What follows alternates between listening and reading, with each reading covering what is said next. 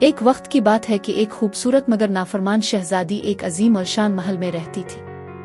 اس کا نام عالیہ تھا اور وہ اپنے والدین کی اکلوتی بیٹی تھی۔ شہزادی عالیہ خوبصورتی میں بے مثال تھی، مگر اس کی ضد اور غرور نے اس کی خوبصورتی کو دھندلا دیا تھا۔ شہزادی عالیہ کو اپنی مرضی کے خلاف کوئی بات سننا گوارا نہیں تھا۔ وہ اپنے ملازموں پر ظلم کرتی اور اپنے والدین کی باتوں کو نظر انداز کرتی تھی۔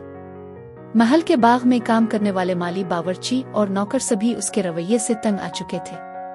ایک دن جب شہزادی نے اپنی نانی سے ملنے کا ارادہ کیا تو اس کی ماں نے اسے نصیحت کی کہ بیٹی، ہمیشہ اپنے دل میں نرمی رکھو اور دوسروں کا احترام کرو۔ غرور اور تکبر انسان کو تباہ کر دیتا ہے۔ مگر عالیہ نے اپنی ماں کی نصیحت کو مذاق سمجھا اور ان کی باتوں کو ہوا میں اڑا دیا۔ جب وہ اپنی نانی کے محل پہنچی تو وہاں بھی اس نے اپنے غرور کا مظاہرہ کیا۔ نانی نے جب اسے نصیحت کی کہ زندگی میں حقیقی خوشی دوسروں کی خوشیوں میں شامل ہونے سے ملتی ہے، تو عالیہ نے ان کی بات کو بھی نظر انداز کیا۔ ایک دن شہزادی عالیہ ایک جنگل میں شکار کھیلنے گئی۔ وہاں اس نے ایک جادوگرنی کو دیکھا جو بیمار اور تھکی ہوئی تھی۔ جادوگرنی نے عالیہ سے پانی مانگا، مگر شہزادی نے اس کی مدد کرنے کے بجائے اسے نظر انداز کیا اور آگے بڑھ گئی۔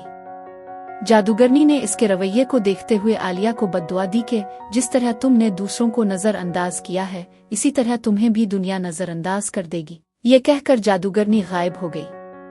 اگلی صبح جب عالیہ بیدار ہوئی تو اس نے خود کو اکیلا پایا۔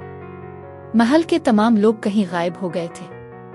عالیہ نے انہیں ڈھونڈنے کی بہت کوشش کی، مگر اسے کوئی نظر نہ آیا۔